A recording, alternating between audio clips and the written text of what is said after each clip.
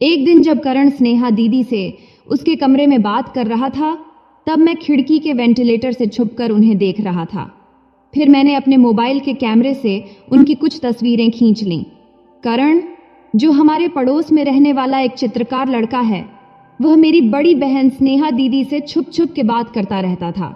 ये मुझे पता चल गया था, इसलिए फोटो खींचते समय मैंने पूरी सावधानी बरती थी, जैसे मोबाइल को साइलेंट मोड पर रखना और कैमरे की आवाज बंद करना।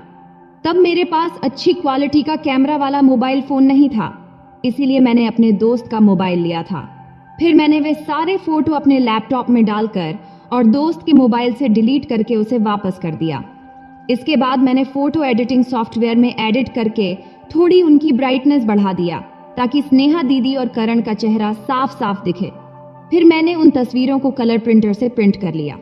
अब मुझे सही मौके का इंतजार था, ताकि मैं ये फोटो स्नेहा दीदी को दिखाकर उन्हें डराकर उनसे बात करने के लिए मजबूर कर सकूं। मैं ऐसी स्थिति का इंतजार कर रहा था जब करण शहर में ना हो और स्नेहा दीदी घर में अकेली हो। तब मुझे डर था कि अगर स्नेहा दीदी को पहले ही पता चल गया कि मुझे उनकी और करण की सच्चाई पता चल गई है, तो वह करण को बता देगी और वे मुझसे फोटो डिलीट करवाने की कोशिश करेंगे।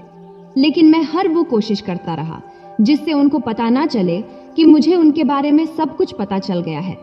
फिर करीब 2 महीने बाद मुझे वो मौका मिला। तब करण 1 हफ्ते के लिए गांव गया हुआ था और स्नेहा दीदी घर पर अकेली थी।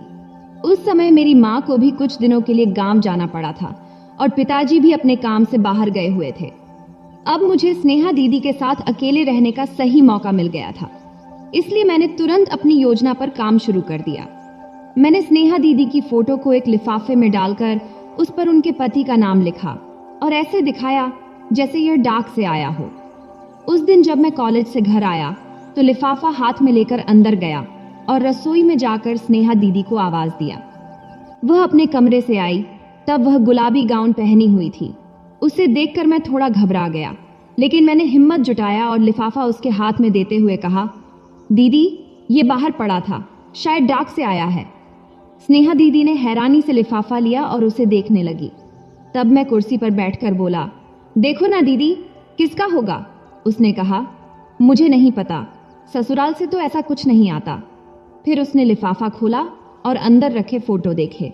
पहला फोटो देखते ही उसकी आंखें फटी की फटी रह गईं और चेहरा सफेद पड़ गया। वह चौंक गई और डर के मारे कुछ बोल नहीं पा रही थी। तब मैंने धीरे से पूछा, क्या हुआ दीदी, सब ठीक है? जब मैंने धीरे से पूछा तो दीदी चौंक गई और धीरे से उदास होकर बोली, हाँ। फिर बोली, शायद यह उनके लिए आया है, मैं इसे रख देती हूँ। ऐसा कहकर वह जल्दी से अपने कमरे में चली गई। उसके जाने के बाद मुझे थोड़ी राहत मिली। तब मैं सोच रहा था कि अब आगे क्या होगा। दीदी ने फोटो देख लिए थे, अब उनकी प्रतिक्रिया कैसी होगी? मेरे मन में ऐसे कई सवाल घूम रहे थे। आखिरकार फोटो उसके पास पहुंच गए थे और अब जो होना था वह हो चुका था। स्नेहा दीदी को बहुत बड़ा झटका लगा था, यह उसके चेहरे से साफ दिख रहा था। शायद वह अपनी भावनाएं मुझसे छिपाने के लिए अपने कमरे में चली गई थी, लेकिन मैं अपनी योजना के तहत आगे बढ़ना शुरू कर दिया था। अब मुझे अपने मकसद को पूरा करना था। हालांकि मैं टेंशन में था और आगे क्या होगा इसको लेकर उत्सुक था। फिर भी मैंने आराम से खाना खाया और अपने कमरे में जाकर बिस्तर पर लेट गया। फिर मैंने सोचा कि स्नेहा दीदी को कुछ समय देना जरूरी है ताकि वह खुद को संभाल सके। इसलिए अगले 2 घंटे तक मैं यही सोचता रहा कि आगे क्या करना है। फिर मैं उठा और स्नेहा दीदी के कमरे के दरवाजे पर दस्तक दिया। तभी अंदर से आवाज आई, क्या है? मैंने कहा, दरवाजा खोलो ना। इस पर दीदी ने पूछा, क्यों? मैंने कहा, मुझे कुछ बात करनी है। तब दीदी ने थोड़ी झुंझलाहट से कहा, अभी मुझे परेशान मत करो, मैं आराम कर रही हूँ। फिर तुरंत ही मैंने कहा, बस 1 मिनट के लिए खोलो। तब दीदी शायद सोच में पड़ गई थी और 1 मिनट तक कुछ नहीं बोली। फिर उसने कहा, ठीक है, 2 मिनट रुको। फिर उसने दरवाज़ा खोला और मुझे अंदर जाने दिया। तब वह बिस्तर पर बैठ गई और थके हुए अंदाज में बोली, जल्दी बोलो, मेरा सिर दर्द कर रहा है, मुझे सोना है। मैंने चिंता जताते हुए पूछा, दीदी, तबीयत ठीक नहीं है क्या? मैं ठीक हूँ, जल्दी बताओ क्या कहना है, उसने चिढ़ते हुए कहा। मैंने कहा, मेरे मोबाइल में कुछ फ़ोटो हैं जो तुम्हें दिखाने हैं। ये सुनते ही दीदी चौकन्नी हो गई और सतर्क होकर बोली, कैसे फोटो और मुझे क्यों दिखा रहे हो?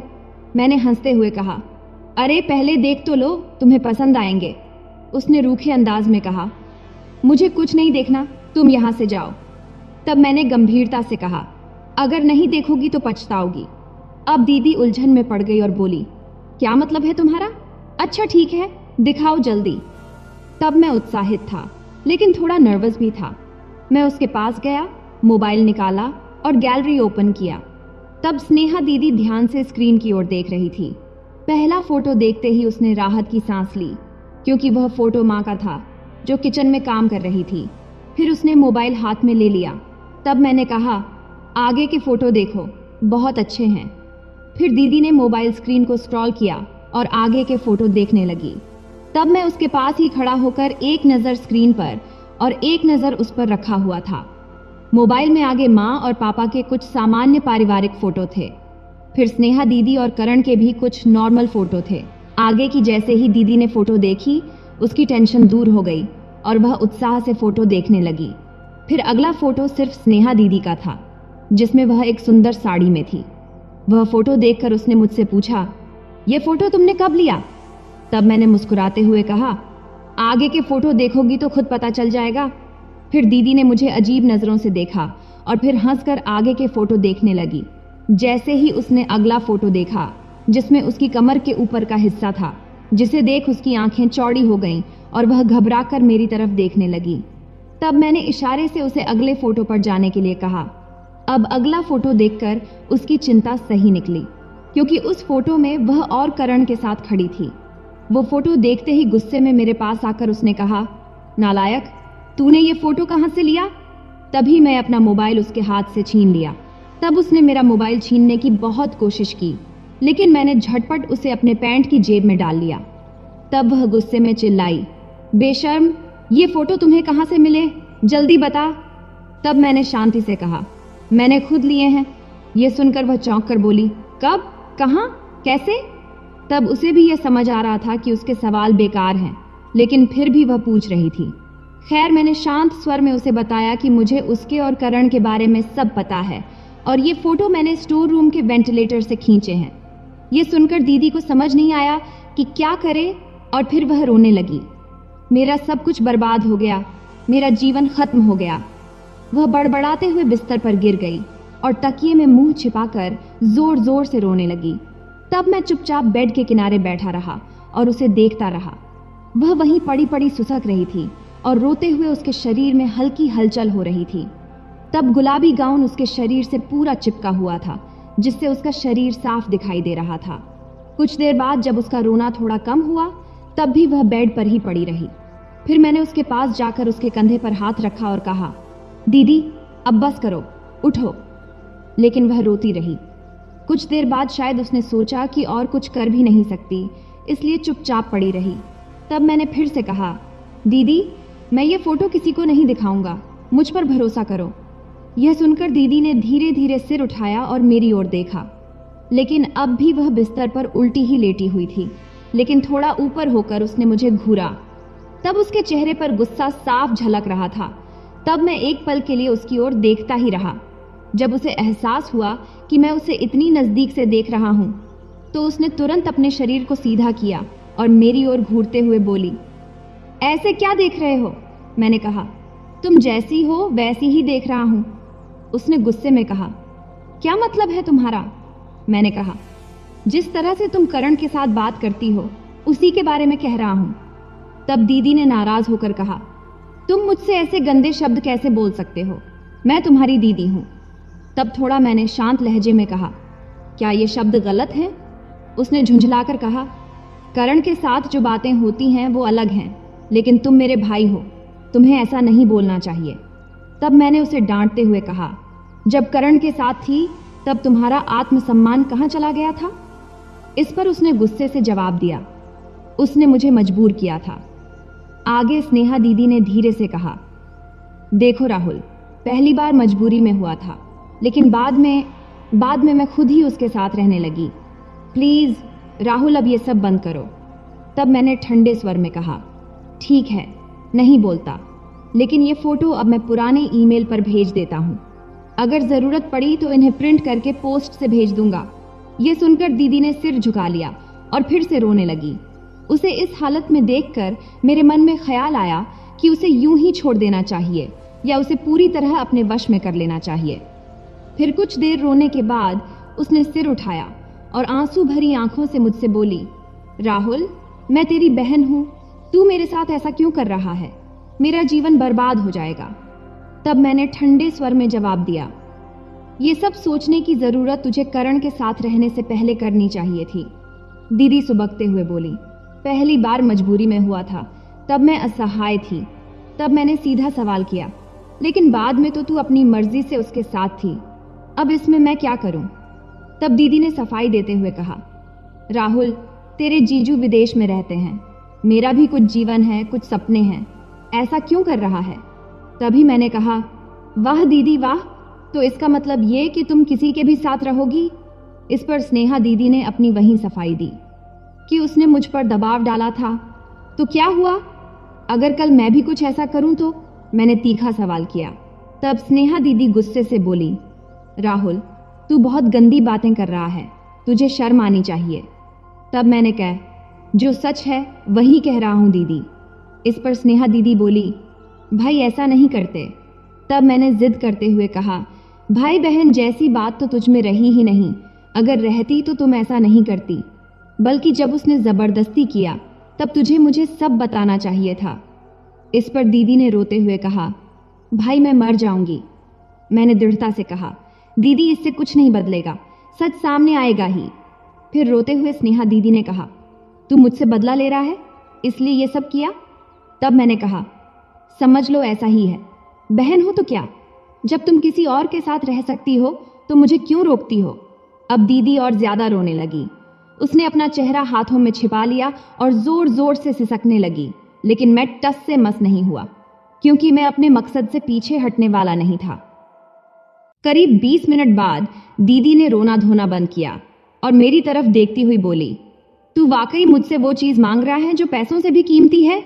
मैंने कहा, हाँ दीदी, अगर तुम चाहती हो कि मैं ये फोटो किसी को न दिखाऊं तो तुम्हें मुझे देने ही होंगे। लेकिन राहुल, तू मेरा भाई है, भगवान, ये मैं क्या कर रही हूं?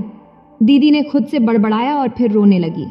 तभी मैंने शांत स्वर में कहा, दीदी, यह सब तेरे ही कर्मों का फल है।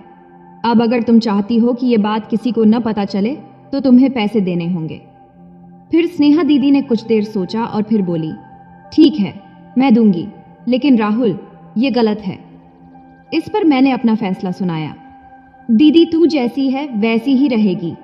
बस करण के साथ तुझे देखकर मुझे गुस्सा आता था, लेकिन अब मैं जो चाहता हूं वही होगा, मैंने फैसला कर लिया है। तब स्नेहा दीदी ने समझाने वाले लहजे में कहा, राहुल, जवान होने पर कुछ ख्याल आना ठीक है, लेकिन असल में ऐसा करना गलत है। इस पर मैंने ठंडे स्वर में जवाब दिया, दीदी, मुझे इससे कोई फर्क नहीं पड़ता, ये सब तुम्हारी मर्जी के खिलाफ था, लेकिन अब तो नहीं है।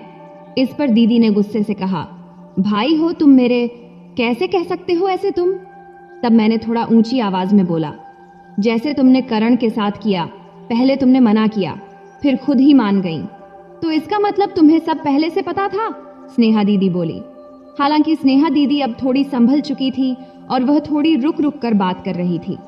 ऐसा लग रहा था कि उसने हकीकत को कबूल कर लिया है, इसलिए मैंने हल्की मुस्कान के साथ कहा, हाँ, मुझे सब कुछ पता था शुरू से ही। मतलब तुम शुरू से ही मुझ पर नजर रख रहे थे? दीदी ने संदेह से पूछा। मैंने जवाब दिया, समझ लो कुछ ऐसा ही, और ये फोटो मेरे पास एक सबूत के तौर पर रहेंगे। अगर तुम्हें लगता है कि मैं इन्हें तुम्हें दे दूंगा तो तुम ऐसा भ्रम में मत रहना। इस पर स्नेहा दीदी ने घबराते हुए कहा, प्लीज राहुल, इमेज को जीजू के पास मत भेजना। तो फिर तैयार होना, मैंने उसकी तरफ देखते हुए पूछा। तब उसने हार मानते हुए कहा, क्या मेरे पास और कोई रास्ता बचा है? इस पर मैंने कहा, बिल्कुल नहीं, तुम्हें तैयार होना ही पड़ेगा। फिर मैंने धीरे से उसका हाथ अपने हाथ में ले लिया। तभी स्नेहा दीदी ने मेरे हाथ की ओर देखा और फिर मेरी ओर नजरें उठाईं। अब हम दोनों एक दूसरे को घूर रहे थे। मैंने देखा उसकी आंखें रोने से लाल हो चुकी थीं और चेहरा सूजा हुआ था, लेकिन वह मुझे हमेशा की तरह ही अट्रैक्टिव लग रही थी। फिर थोड़ी देर की खामोशी के बाद दीदी ने मेरे हाथ पर अपना हाथ रखते हुए कहा, राहुल, मैं तैयार हूं, लेकिन मुझे थोड़ा समय चाहिए। ये कोई छोटी बात नहीं है, मुझे इसकी आदत नहीं है। मेरा मन अभी इसके लिए तैयार नहीं है। मुझे थोड़ा सा समय दे दो। अभी मैं आराम करना चाहती हूँ, बहुत थक गई हूँ। अब दीदी की बात सुनकर मैं सोच में पड़ गया। फिर सोचा, आखिर उसने हाँ तो कह ही दिया है। अगर उसे थोड़ी देर आराम करने दिया जाए तो क्या ही फर्क पड़ेगा। इससे वह मानसिक रूप से तैयार भी हो जाएगी और शायद बाद में कोई दिक्कत न करे। तब मैंने मन ही मन सोचा कि उसे अब आराम करने देना चाहिए। इसलिए मैंने कहा, ठीक है दीदी, तुम आराम कर लो, मैं 2 घंटे में वापस आता हूँ, लेकिन तब कोई बहाना मत बनाना। फिर दीदी ने करवट लेकर मुंह उधर कर लिया और तकिए में मुंह छुपा लिया। तब उसे इस तरह देखने पर मुझे गुस्सा आया, लेकिन मैंने कुछ नहीं कहा और चुपचाप कमरे से बाहर निकल गया। जैसे ही मैं बाहर आया, खुशी से उछल पड़ा, क्योंकि मेरा मकसद पूरा हो गया था। मेरी सारी मेहनत सफल रही थी। तभी अचानक कमरे से दीदी की आवाज आई, राहुल, रुकना। तब मैंने दरवाजे से मुड़कर पूछा, क्या हुआ दीदी? उसने कहा, राहुल, इन फोटो का क्या करेगा तू? मैंने हंसते हुए कहा, पहले सब ठीक से होने दो, फिर मैं खुद अपने मोबाइल से डिलीट कर दूंगा।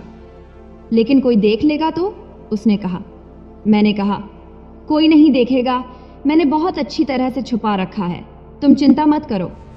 तब उसे यह भरोसा दिलाकर मैं कमरे से बाहर निकल गया। बाहर निकलते ही मुझे महसूस हुआ कि मैंने जो चाहा था वह अब पूरा होने वाला है। फिर खुशी से उछलते हुए मैं अपने कमरे में गया और बिस्तर पर लेटकर सोचने लगा कि स्नेहा दीदी को कैसे हैंडल करना है। वो मुझसे क्या क्या कहेगी, कैसे करेगी, मैं नर्वस तो नहीं हो जाऊंगा। ये सब सोचते सोचते मैं कल्पनाओं में खो गया।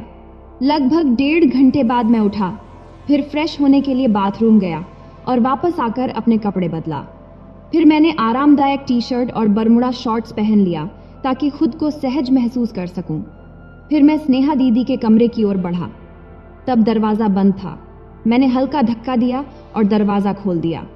फिर अंदर जाते ही जो देखा उसे देखकर मैं हैरान रह गया। स्नेहा दीदी अपने बिस्तर पर लेटी थी। उसकी आंखें बंद थीं, लेकिन वो सच में सोई नहीं थीं, बस आंखें बंद करके यूं ही पड़ी थीं। मुझे लगा था कि शायद वो सो गई होगी, लेकिन नहीं, वो पूरी तरह तैयार होकर मेरा इंतजार कर रही थी। मैंने कभी नहीं सोचा था कि वो इस तरह लेटी मिलेगी। मुझे लगा था कि शायद वो सोचते सोचते सो गई होगी, लेकिन यहाँ मामला कुछ और ही था। उसके चेहरे पर हल्की उदासी थी, लेकिन फिर भी वो शांत दिख रही थी। तब मैं धीरे धीरे उसके पास गया। मेरी आहट से उसने हल्के से आंखें खोली और मुझे देखा। तब मैंने हल्की मुस्कान दिया, लेकिन उसने फिर से आंखें बंद कर लीं। उसकी आंखों में हल्का गुस्सा था, शायद शर्म भी। आखिर भाई के सामने इस तरह लेटना उसके लिए भी असहज था, भले ही वो खुद ही इसके लिए तैयार हुई हो। अब मैं उसके बिल्कुल करीब था। मैंने हल्के स्वर में कहा, स्नेहा दीदी। इस पर उसने आंखें तो नहीं खोली, मगर धीमे से बोली, क्या है? तब मैंने पूछा, तुम ऐसे आंखें बंद करके क्यों पड़ी हो? दीदी बोली, तो क्या करूं? तुम्हें मुझसे बात करनी है ना? मैंने कहा, हाँ, लेकिन तुम्हारी आंखें बंद होंगी तो कैसे बात करूंगा? दीदी बोली, तो क्या तुम मेरी आंखों से ही बात करोगे? मैंने कहा, नहीं, लेकिन मैं आगे कुछ कहता, इससे पहले ही दीदी बोल पड़ी, देखो राहुल, समय मत गवाऊं, इसलिए तो मैं यहाँ पहले से तैयार होकर पड़ी हूँ। इस पर मैंने हिचकिचाते हुए कहा, दीदी, ये सब ठीक नहीं लग रहा है। तुम्हें नहीं लग रहा होगा, लेकिन मुझे अब सब समझ में आ गया है। लेकिन दीदी, सच कहूँ तो ये सब तुम्हारी ही वजह से हुआ है। दीदी बोली, तो क्या करूं? अब जो हो गया उसे टाल तो नहीं सकते। तभी मैंने उसकी ओर देखते हुए पूछा, क्या अब तुम तैयार हो? उसने कहा, नहीं, लेकिन क्या मेरे पास और कोई रास्ता है? नहीं ना, इसलिए बेहतर होगा कि तुम इस सिचुएशन से कुछ सीख लो। लेकिन याद रखना, तुम मेरे भाई हो, मैं तुम्हारे साथ ऐसा महसूस नहीं कर सकती। इस पर मैंने कहा, पहले भी तो तुमने ऐसा ही कहा था, लेकिन बाद में तुमने खुद स्वीकार किया ना। इस पर उसने कहा, वो अलग बात थी, लेकिन तुम मेरे भाई हो। तब मैं थोड़ा सोचा और फिर बोला, ठीक है दीदी, अगर तुम्हें ठीक नहीं लगता तो छोड़ दो, मैं फिर कभी इस बारे में बात नहीं करूंगा। लेकिन अगर तुम थोड़ी कोशिश करोगी तो शायद तुम्हें भी अच्छा लगेगा। इस पर स्नेहा दीदी ने कोई जवाब नहीं दिया। वो चुपचाप लेटी रही और मैं उसे मनाने की कोशिश करता रहा। तो दोस्तों, यह थी हमारी आज की छोटी सी कहानी। आपको यह कहानी कैसी लगी कमेंट करके ज़रूर बताएं। अगर आपको यह कहानी पसंद आई हो तो इसे लाइक करें और अपने दोस्तों के साथ शेयर करें।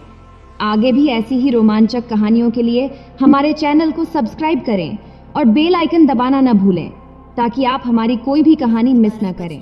धन्यवाद। भाई ने धीरे से मेरे कमरे का दरवाज़ा खोला और अंदर आकर मुझे सोता हुआ देखकर अंदर से दरवाजे की कड़ी लगा दी। मैं भी सोने का नाटक ही कर रही थी। कमरे में हम दोनों के सिवा और कोई भी नहीं था। मुझे अच्छे से मालूम था कि मेरा भाई आधी रात को मेरे कमरे में किस लिए आया है। मैं भी बिस्तर पर आंख बंद करके ऐसी पड़ी थी जैसे बहुत ही गहरी नींद में हूँ। उसके बाद जो भाई मेरे साथ करने वाला था वो मुझे मालूम था, पर मैं भी उसे रोकने की कोशिश नहीं करती थी। क्यों नहीं रोकती थी, इसका जवाब आपको कहानी में आगे मिलेगा। आखिर ये सब कैसे शुरू हुआ और भाई को सबसे ज़्यादा मेरे में क्या पसंद था। पूरी कहानी जानने के बाद आपके होश उड़ जाएंगे कि कैसे उसने मुझे सिर्फ अपनी उंगली से। हेलो दोस्तों, मेरी उम्र 21 साल थी। मैं सेकंड ईयर की स्टूडेंट थी। उन दिनों गर्मी शुरू हो चुकी थी, इसलिए हमें कॉलेज से छुट्टियां मिल गई थीं। रोज़ की तरह आज भी पूरे घर की सफाई करने के बाद मैं अपने बिस्तर पर आराम कर रही थी। थकावट इतनी ज़्यादा थी कि ऐसा लग रहा था जैसे पूरा बदन अकड़ गया हो। मैं अपने बिस्तर पर लेटकर सुकून पाने की कोशिश कर रही थी और हाथों से अपने सिर की मसाज कर रही थी। तभी मेरी एक कराहती आवाज़ सुनकर मेरा भाई विक्की बंद कमरे में आया और कहने लगा, क्या हुआ दीदी, तबीयत तो ठीक है? मैंने कहा, क्या बताऊं भाई, मम्मी सारा काम मेरे सर पर डालकर चली जाती है। कॉलेज की छुट्टियां क्या हुई, सारे घर की जिम्मेदारी मुझ पर आ गई है। ऊपर से मुलाजिम भी छुट्टी पर है। मुझसे नहीं होते ये घर के काम। मेरी बात सुनकर वह मेरे पास बैठ गया और कहने लगा, मेरी प्यारी बहन, कोई बात नहीं, मैं अब भी तुम्हारे लिए दूध लेकर आता हूँ, उसे पियोगी तो सुकून मिलेगा। विक्की की बात सुनकर मैं मुस्कुरा दी और कहा, बस तुम खाना बाहर से ले आना, मैं थोड़ी देर सो जाऊंगी। इसके बाद वह वापस दूध लेकर आया। उसे देखकर मुझे उस पर बहुत प्यार आया। सच में दुनिया में बहुत कम ही ऐसे भाई होते हैं जो अपनी बहनों का इतना ख्याल रखते हैं। मैंने उसे ढेर सारी दुआएं दी और उसका लाया हुआ दूध पीने लगी। दूध पीने के बाद मैंने गिलास एक साइड पर रखा और लेट गई। विक्की कहने लगा, चलो मैं तुम्हारा सिर दबा देता हूँ, तुम आराम से सो जाओ। वह मेरे सिरहाने बैठ गया और अपने हाथों से मेरा सिर दबाने लगा। मुझे धीरे धीरे सुकून मिलने लगा और दर्द भी कम होने लगा। मैं आंखें मूंद कर सोने लगी और गहरी नींद में चली गई। मुझे पता ही नहीं चला कि घंटों तक मैं सोती रही। मेरी आंख मम्मी की आवाज़ से खुली। मैं हड़बड़ाकर उठी। सिर बुरी तरह बोझिल हो रहा था। घड़ी पर नज़र डाली तो रात के 9 बज रहे थे। मुझे एकदम झटका सा लगा। बड़ी अजीब बात थी कि पापा ऑफिस से वापस आ चुके थे। शायद थकावट की वजह से मुझे वक्त का एहसास ही नहीं हुआ। जैसे ही उठकर 2 कदम चली, मुझे चक्कर आ गए। आंखों के आगे अंधेरा छा गया। अगर दीवार का सहारा न लिया होता तो यकीनन गिर जाती। फ्रेश होकर बाहर आई तो देखा खाने की टेबल पर सब मेरा ही इंतज़ार कर रहे थे। मैं जाकर आराम से कुर्सी पर बैठ गई। विक्की मुझे देखकर मेरी प्लेट में खाना डालने लगा। फिर मम्मी से कहने लगा, मम्मी, अन्नू पर काम का बोझ थोड़ा कम डाला करें। अगर अन्नू नहीं आ रही है तो उसकी जगह किसी और को रख लें। यह बेचारी सारा दिन काम करके थक जाती है। देखें तो इसकी रंगत भी पीली पड़ चुकी है। मेरी हालत वाकई ख़राब हो चुकी थी। मैं बहुत थकी हुई महसूस कर रही थी। मम्मी और पापा दोनों ही जॉब करते थे, क्योंकि सिर्फ पापा की नौकरी से घर चलाना मुश्किल था। ऊपर से हमारी पढ़ाई के खर्चे भी कुछ कम नहीं थे, इसलिए मम्मी भी उसी कंपनी में काम करती थीं जहां पापा नौकरी करते थे। मैं और विक्की कॉलेज जाते थे, मगर अभी गर्मियों की वजह से छुट्टियां थीं, इसलिए हमें घर पर ही रहना पड़ रहा था। मैंने यह बात नोट की थी कि पिछले कुछ दिनों से विक्की मेरे साथ कुछ ज़्यादा ही जुड़ गया है। जब से मेरी छुट्टियां हुई थीं, वह मेरा बहुत ख्याल रखने लगा था। अगर मैं घर का कोई काम कर रही होती तो आकर मेरी मदद करने लगता। अगर मैं थक जाती तो मेरा सिर दबाने लगता।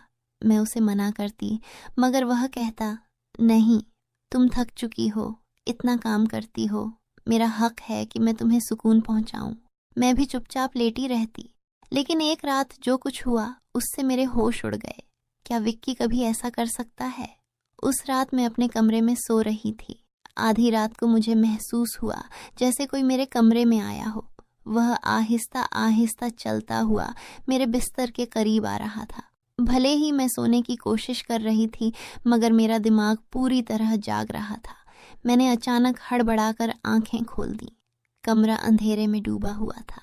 जब मैंने चारों ओर देखा तो कमरे में कोई नहीं था, बस दरवाज़ा थोड़ा खुला हुआ था।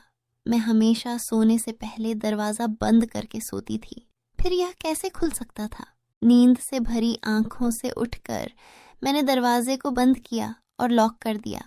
फिर पलटकर बिस्तर पर सोने चली गई। मेरी आंखें बंद होते ही एक बार फिर मुझे किसी के चलने की आहट सुनाई दी, जैसे कोई मेरे बिस्तर के पास बैठ रहा हो। ऐसा लगा जैसे कोई अपना हाथ मेरी ओर बढ़ा रहा हो। डरते हुए मैंने पलटकर देखा, लेकिन वहां कोई नहीं था। घबराहट के मारे मेरी सांसें तेज हो गई थीं। मैंने तुरंत उठकर कमरे की लाइट ऑन की। दरवाज़ा खोलकर बाहर भी देखा, मगर वहां भी कोई नहीं था। आज से पहले ऐसा कभी नहीं हुआ था जो अब हो रहा था। मुझे प्यास लगी तो मैं कमरे का दरवाज़ा खोलकर बाहर निकली। उसी वक्त विक्की भी अपने कमरे से बाहर निकला। मुझे देखकर उसने पूछा, क्या बात है, आप अभी तक जाग रही हैं? मैंने जवाब दिया, कुछ नहीं, बस ऐसा महसूस हुआ जैसे कमरे में कोई मौजूद हो। पानी पीकर मैं दोबारा कमरे में आ गई और पीछे पीछे विक्की भी आ गया। उसने कहा, आपको डरने की ज़रूरत नहीं है। अगर आपको डर लग रहा है तो मैं आपके पास सो जाता हूँ। मैंने उसे मना करते हुए कहा, नहीं, तुम्हें अपनी नींद खराब करने की ज़रूरत नहीं है। तुम अपने कमरे में जाकर सो जाओ। लेकिन वह जिद करने लगा, मैं आपको अकेला किसी भी हाल में नहीं छोड़ सकता। आपकी तबीयत खराब हो सकती है। मैं आपको तकलीफ में नहीं देख सकता। आप सो जाएं, मैं यहीं सो जाता हूँ। आखिरकार मैं बेड पर जाकर सो गई। उसने तकिया उठाया और सोफे पर रख कर वहीं सो गया।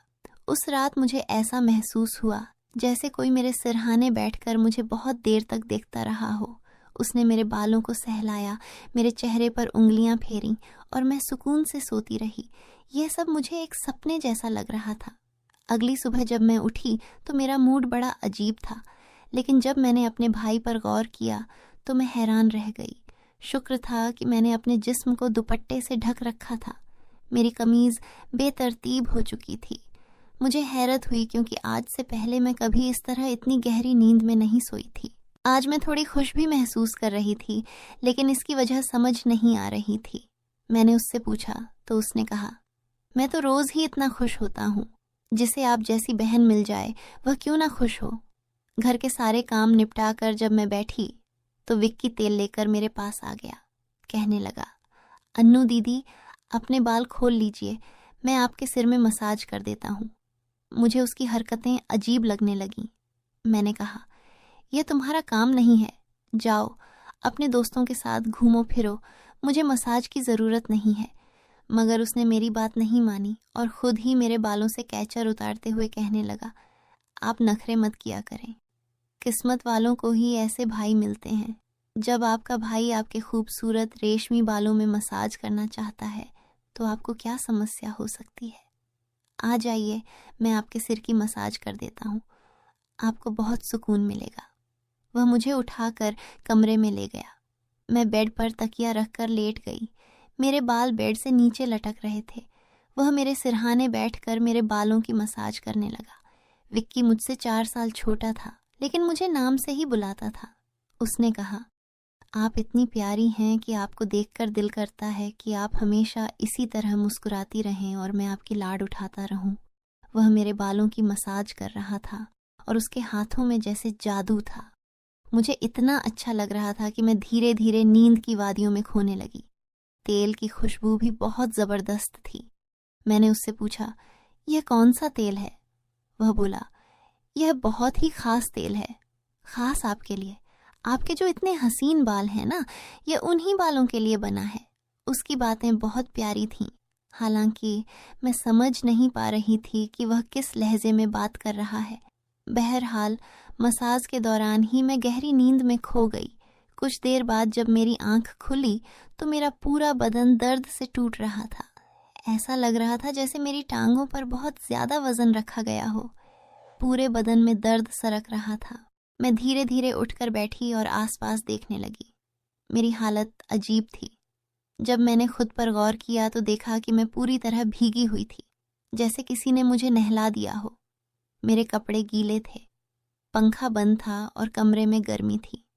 ये सब क्या हो रहा था? बड़ी मुश्किल से मैं बेड से उठी। मुझे चक्कर आ रहे थे, चलना मुश्किल हो रहा था। मैं अपनी हालत समझ नहीं पा रही थी। ऐसा क्यों लग रहा था कि मैंने सोया नहीं, बल्कि कोई भारी मेहनत वाला काम किया हो। बड़ी मुश्किल से चलकर मैं बाथरूम गई और फ्रेश हुई। अपनी हालत पर गौर किया तो लगा जैसे शरीर पूरी तरह थकावट से चूर था। जब मैं कमरे से बाहर निकली तो मुझे फुसफुसाने की आवाज़ें सुनाई दी। ऐसा लग रहा था जैसे कोई किसी से बात कर रहा हो। घर में मेरे और विक्की के अलावा कोई नहीं था। फिर वह किससे बात कर रहा था? मैं पहले किचन में पानी पीने गई, मगर तब तक वह फुसफुसाहट रुक चुकी थी। मैं किचन के दरवाजे के पास खड़ी थी जब मैंने बैठक से किसी को निकलते देखा। उसके हाथ में काफ़ी पैसे थे जिन्हें देखकर वह मुस्कुरा रहा था। यह देखकर मेरे माथे पर बल पड़ गए। अगले ही पल उसकी नज़र मुझ पर पड़ी। मुझे देखकर उसने कहा, अन्नू, आप उठ गईं? मैं उसकी तरफ धीरे धीरे चलकर गई।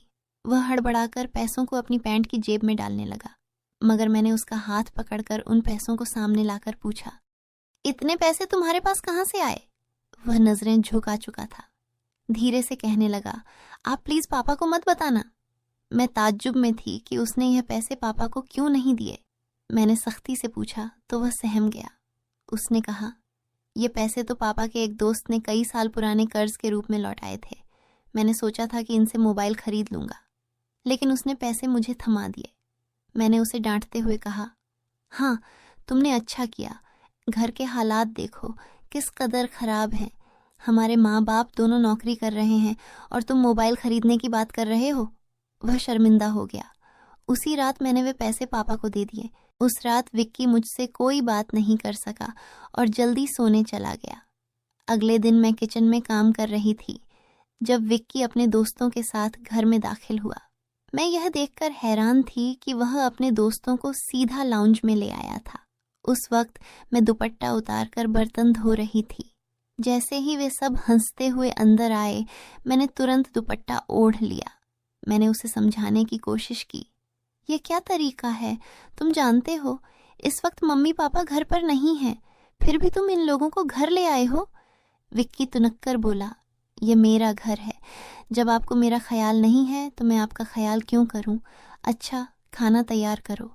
ये मेरे बहुत खास दोस्त हैं।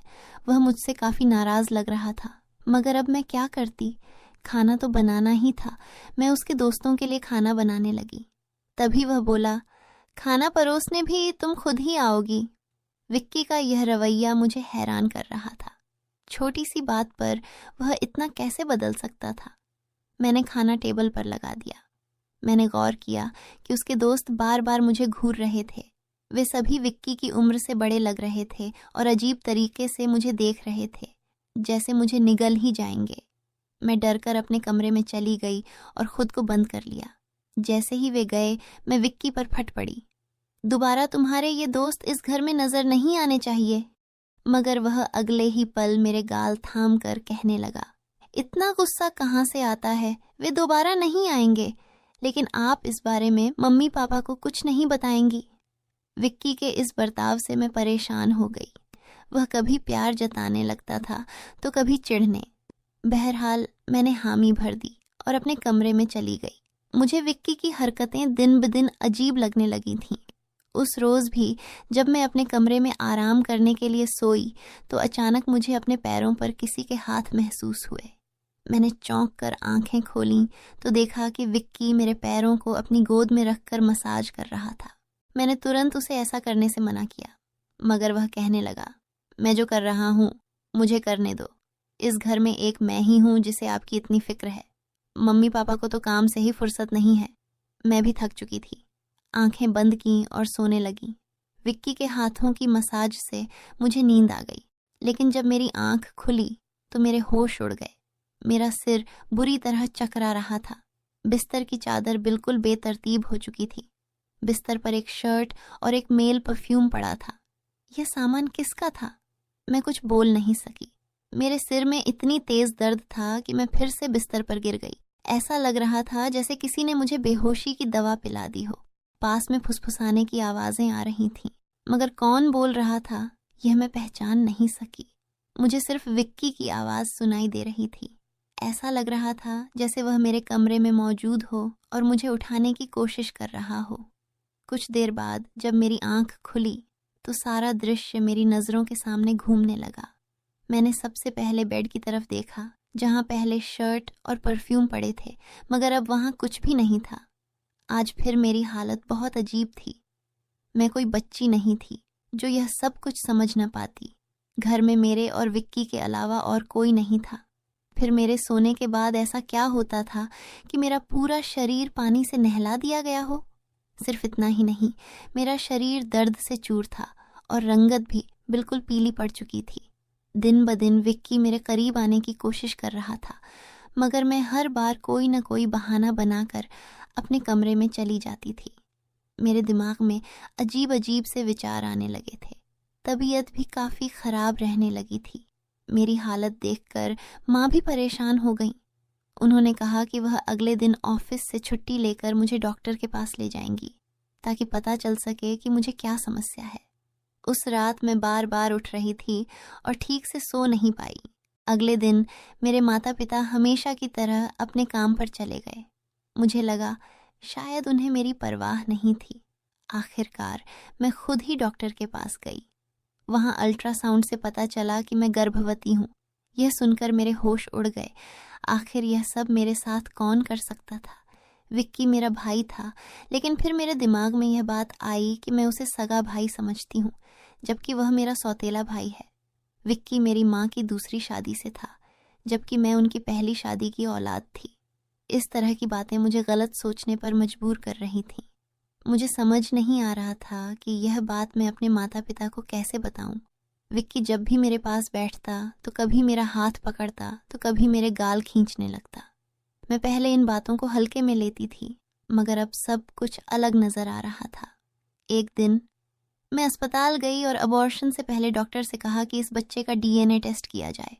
डॉक्टर ने रिपोर्ट दी और जब मैंने उसे देखा तो मेरी सांसें थम गईं। जो मैं सोच रही थी वैसा कुछ भी नहीं था। बच्चा विक्की का नहीं था, लेकिन फिर सवाल उठा, यह किसका था? मैंने इस गुत्थी को सुलझाने के लिए अपने कमरे में मोबाइल का कैमरा फिट कर दिया। मुझे सच जानना था। कुछ दिनों बाद जब माँ पापा घर पर नहीं थे, विक्की फिर मेरे पास आया। उसने मेरे सिर की मालिश शुरू कर दी। मैंने बहुत कोशिश की कि मैं ना सोऊं, मगर तेल में शायद कोई बेहोशी की दवा मिलाई गई थी। जैसे ही मैं उस तेल को सूंघी, बेहोश हो गई। 1 घंटे बाद जब मुझे होश आया तो माँ बाप घर लौट आए थे। मैंने तुरंत अपने कमरे में लगे कैमरे की रिकॉर्डिंग देखी और जैसे ही सच्चाई सामने आई, मेरे पैरों तले जमीन खिसक गई। विक्की मेरे कमरे में अपने घटिया दोस्तों को लाता था। वे मेरे साथ घिनौना बर्ताव करते थे। अपना काम पूरा करने के बाद वे विक्की को पैसे देकर चले जाते। यह देखकर मैं पूरी तरह टूट गई। गुस्से और सदमे में मैं अपने कमरे से बाहर निकली। मैंने विक्की का गिरेबान पकड़ा और थप्पड़ों की बरसात कर दी। मम्मी पापा भी यह सब देखकर दौड़ कर आए। पापा ने मेरे हाथ पकड़ लिए और गुस्से में कहा, होश में हो क्या? पागल हो गई हो? क्यों मार रही हो इसे? मैं रोते हुए चिल्लाई, आप देखिए यह जलील इंसान मेरे साथ क्या कर रहा है। मैंने उन्हें कैमरे की रिकॉर्डिंग दिखा दी। वीडियो देखकर माँ फर्श पर गिर पड़ी। पापा को भी अपनी आंखों पर यकीन नहीं हो रहा था। गुस्से से भरे पापा ने विक्की को पकड़कर पीटना शुरू कर दिया। उसके मुंह और नाक से खून बहने लगा। तभी विक्की गुस्से में चिल्लाया, मैंने इसे कभी अपनी बहन समझा ही नहीं। मुझे पैसों की ज़रूरत थी और लोग इसके लाखों रुपए देने को तैयार थे। मुझे अपनी ज़रूरतें पूरी करनी थी, इसलिए मैंने यह कदम उठाया, अपनी बहन की जिस्म फरोशी करवाई। यह सुनकर मैं अपने कानों पर हाथ रखकर बस रोती रही। पापा ने उसे इतना मारा कि वह लहूलुहान हो गया, मगर जैसे तैसे वह खुद को छुड़ाकर घर से भाग गया। उसके बाद वह कभी भी उस घर में लौट कर नहीं आया। मेरे पेट में पल रहा बच्चा नाजायज़ था। मैंने उसका अबॉर्शन करवा दिया, मगर विक्की ने मेरे साथ जो घिनौना खेल खेला था वह मेरे मन से मरते दम तक नहीं मिटेगा। भाई वही होता है जो आपका सगा हो और आपकी इज्जत करे। किसी भी अनजान मर्द के सहारे अपनी जवान बेटी को छोड़ना बहुत बड़ी गलती है, क्योंकि ऐसे शैतानी मर्द हर वक्त इसी ताक में रहते हैं कि किसी बेबस और मासूम लड़की की इज्जत को नीलाम कर सकें। मैं अपने सभी सुनने और पढ़ने वालों से यही गुजारिश करूंगी कि अपनी बेटियों का हमेशा ख्याल रखें, उन्हें पर्दे में रखें और कभी किसी अनजान मर्द के सहारे अकेला न छोड़ें। इस पूरे मामले में गलती किसकी थी?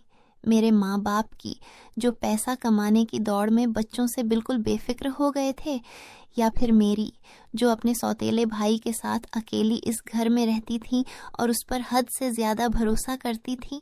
मैंने उसे हमेशा सगा भाई समझा, मगर वह मेरा भरोसा तोड़ गया। तो दोस्तों, अपनी और अपने परिवार की सुरक्षा को लेकर हमेशा सतर्क रहें।